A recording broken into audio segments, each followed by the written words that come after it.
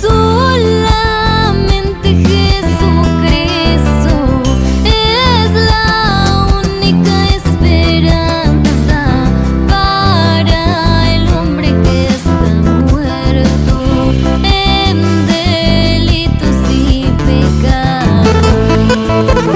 Solamente Jesucristo es la única esperanza para el hombre que está muerto en delitos y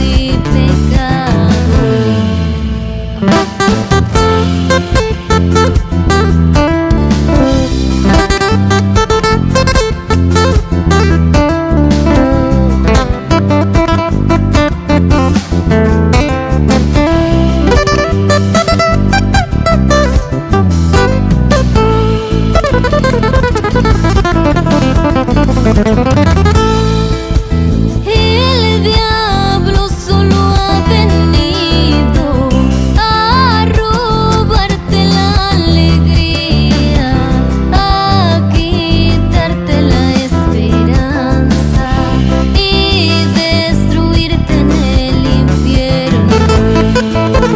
El diablo solo ha venido a robarte la alegría, a quitarte la esperanza y destruirte en el infierno.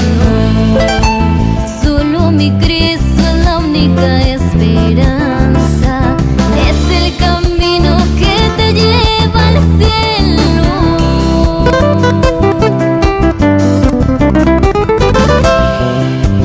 El diablo quiere hundirte en el infierno, mas Cristo ofrece darte vida eterna.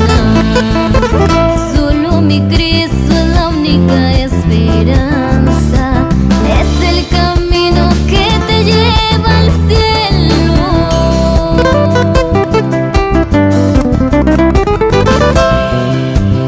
El diablo quiere hundirte en el infierno, mas Cristo ofrece darte vida eterna.